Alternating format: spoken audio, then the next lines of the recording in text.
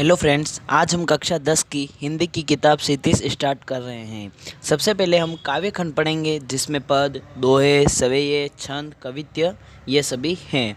और आज जो हम पढ़ने जा रहे हैं ये सूरदास, जिन्होंने बहुत सारी कविताएं लिखी। इनके 3 ग्रंथ हैं, सूरसागर, सूर साहित्य और सूरलहरी। इनमें से सबसे ज़्यादा प्रसिद्ध इनका सूरसागर हुआ। ये जो हम आज पढ़ने जा रहे हैं ये सूरसागर से लिया गया है। इसमें 4 पद हैं और ये जहाँ से पाठ लिया गया है वह भ्रमर गीत का है। अब आप ये सोच रहे हो कि भ्रमर गीत क्या है, तो देखो, जब भगवान श्री कृष्ण वृंदावन छोड़ के मथुरा चले गए थे तो वहाँ से लौट कर नहीं आए थे, तो गोपियाँ इनका इंतज़ार करती रही और भगवान से वह गोपियाँ बहुत ही प्रेम करती थी। तो भगवान श्री कृष्ण ने वहाँ से आने के बजाय उद्धव को संदेशा लेकर भेजा। भगवान श्री कृष्ण भगवान श्री कृष्ण ने बोला गोपियों को, संदेश के साथ बोला, उद्धव के साथ भेजा संदेश कि अब गोपियाँ भगवान श्री कृष्ण को भूल जाए और वह योग की तरफ बढ़ने लगे, अर्थात ईश्वर की तरफ जाने लगे। ये सब बातें उद्धव जी गोपिया को जब बता रहे थे तब वहाँ एक भंवरा आता है। अब भंवरा क्या करता है, भंवरा आता है तो गोपियाँ क्या करती है कि भंवरे को सब उदाहरण भंवरे को देते हुए उद्धव जी को कहती है। डायरेक्ट उद्धव जी को कोई भी बात नहीं कहती है। डायरेक्ट उद्धव जी को इसलिए नहीं कहती है क्योंकि उनकी बेइज्जती होती है अगर वो डायरेक्ट उनको सारी बातें बोलने चालू हो जाए तो। अब देखिए, यहीं से भ्रमर गीत चालू होता है। अब इस भ्रमर गीत में क्या होता है, कैसे होता है, ये सब हम पाठ की व्याख्या में देखेंगे, तो वीडियो के साथ बने रहिए। आप अगर चैनल पे नए हो तो चैनल को सब्सक्राइब कर दीजिए, बेल आइकन के बटन को प्रेस कर दीजिए ऑल पर, और वीडियो अच्छा लगे तो वीडियो को लाइक कर दीजिए, कमेंट करना ना भूलें। तो पहला पद देखिए, उधो तुम अति बड़भागी, अपरस रथ सने तगाते, नाहिन मन अनुरागी, पूरीन पात रहत जल भीतर, तारस देन दागी। अब देखिए, उधो तुम हो अति बड़भागी। बार देखिए, इन पंक्तियों में गोपिया उद्धव पर व्यंग कसती और कहती है कि तुम बहुत ही बड़े भाग्यशाली हो जो तुम्हें कृष्ण के पास रहने का मौका मिल रहा है। अपरस रहत स्नेह तगाते, नाहिन मन अनुरागी, और तुम्हें कृष्ण के पास रहने का बहुत ही बड़ा भाग्य मिल रहा है, तो भी तुम उन्हें उनके स्नेह और प्रेम से वंचित हो। पुर इन पात रहत जल भीतर, तारस दे न दागी। तुम कमल के उस पत्ते के समान हो जो जल में रहता है परंतु जल में डूबने से बचा रहता है। अर्थात वह कहती है कि तुम भगवान श्री कृष्ण के पास रहते हुए भी उनके प्रेम में और स्नेह में न डूब पाए। दूसरा पद देखिए, जो जल माह तेल की गागरी, बूंद ताको लागी, प्रति नदी में पाउन भरियो, दृष्टि रूप न परागी, सूरदास अबला हम बोरी, गुड़ चाटी जो पागी। अब देखिए, जो जल माह तेल की गागरी, बूंद ताको लागी। अब तेल की गागरी अर्थात घड़ा, जो तेल का घड़ा होता है जिसके अंदर तेल भरा जाता है, वो तेल जो भरा जाता है, जो तेल उसमें भरा जाता है वो तेल तो घड़े के बाहर भी लग जाता है। तो देखिए, जिस प्रकार तेल की गागरी को जल में भिगोने पर भी उस पर पानी की एक बूंद नहीं ठहर पाती है, ठीक उसी प्रकार तुम भी उस भगवान श्री कृष्ण के साथ रहते हुए भी उसमें स्नान नहीं कर पाए। प्रति नदी में पाउन भरियो, दृष्टि रूप न परागी। अब तुम तो उसमें स्नान करने की बात तो दूर, उसमें तुमने पैर भी नहीं डाला और तुम तो बहुत ही बड़े विद्यावान हो, इसलिए भगवान श्री कृष्ण के प्रेम में नहीं रंगे। परंतु हम तो भोली भाली गोपियाँ हैं, इसलिए हम उनके प्रति ठीक उसी तरह आकर्षित हैं।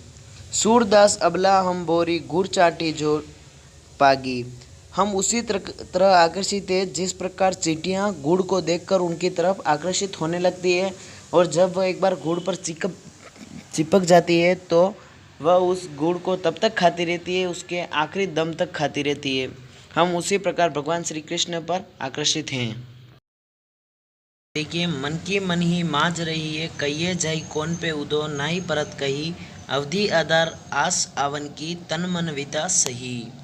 अब देखिए, मन की मन ही माज रही है। इन पंक्तियों में गोपियाँ उद्धव से कहती है कि उनकी मन की बात मन में ही रह गई।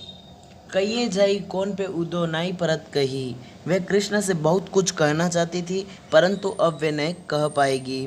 वे उद्धव को अपने संदेश देने का उचित पात्र नहीं समझती और वह कहती है कि उन्हें बातें सिर्फ कृष्ण से कहनी है, किसी और को वह कहकर संदेशा नहीं भेज सकती।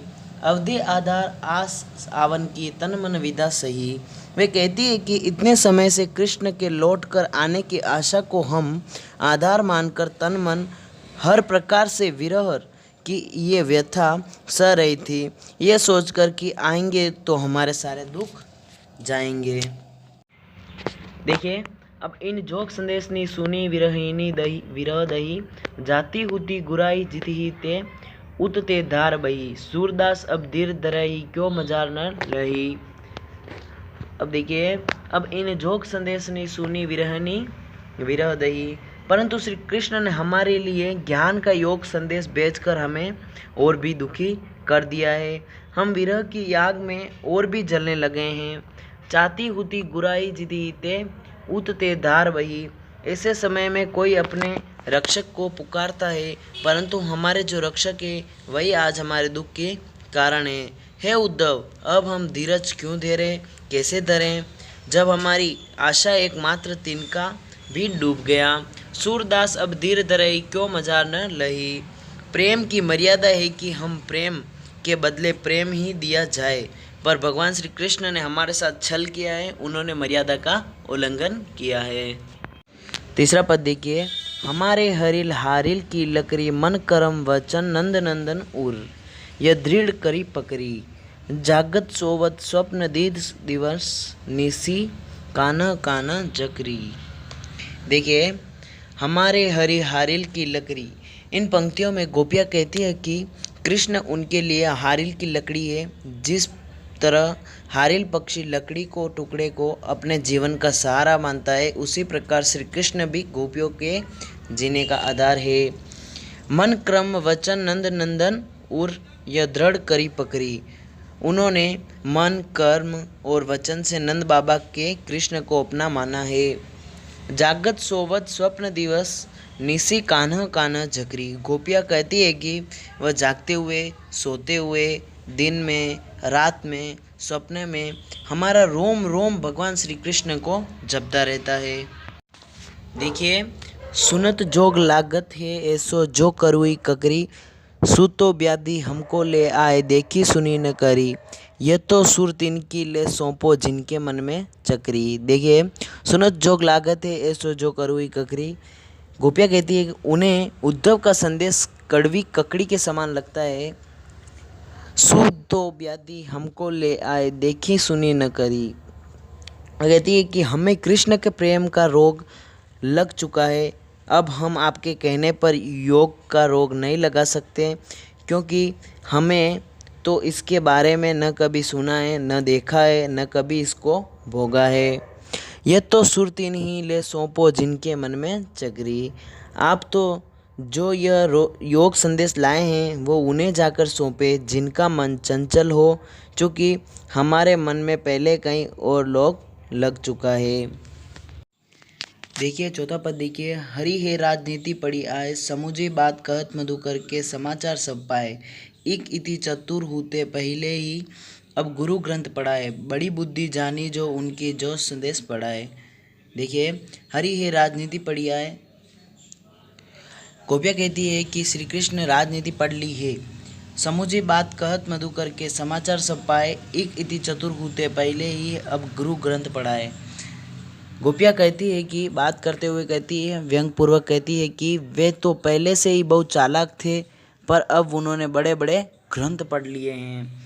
बड़ी बुद्धि जानी जो उनकी जोग संदेश पढ़ा है, जिससे उनकी बुद्धि बढ़ गई है, तभी तो वो हमारे बारे में सब कुछ जानते हुए भी उन्होंने हमारे पास उद्धव से योग का संदेश भेजा है। उद्धव जी का इसमें कोई दोष नहीं या कोई दोष नहीं। ये भले लोग हैं जो दूसरों के कल्याण करने में आनंद का अनुभव करते हैं। देखिए, उधो भले लोग आगे के परहित डोलत दाए अब अपने मन फेर पाइए चलत जू हूते चुराए ते क्यों अनीति करें आपुन जे और अनीति छुड़ाए राज धर्म तो ये सूर जो प्रजा न जाई सताए। देखिए, उधो भले लोग आगे के परहित डोलत दाए अब अपने मन फेर पाइए चलत जू हूत चुराए। गोपियाँ उद्धव से कहती है कि आप जाकर कहिएगा कि जहाँ से मथुरा जाते वक्त श्री कृष्ण हमारे मन भी अपने साथ ले गए हैं, उसे वापस कर दें। ते क्यों अनीति करें आपुन जे और अनीति छुड़ाए। वे अत्याचार को दंड देने का काम करने मथुरा गए हैं, परंतु वे स्वयं अत्याचार करते हैं। राज धर्म तो ये सुर जो प्रजा न जाई सताए। आप उनसे कहिएगा कि एक राजा को हमेशा चाहिए कि वो प्रजा के हित का ख्याल रखे, उन्हें किसी प्रकार का कष्ट न पहुंचने दे। यही राजधर्म। इसी के साथ हमारे सूरदास के पद खत्म होते हैं। और वीडियो अच्छा लगा हो तो वीडियो को लाइक कर दें, कमेंट करना ना भूलें और ज़्यादा से ज़्यादा शेयर कीजिए। अब मिलते हैं हम नए वीडियो के साथ। धन्यवाद।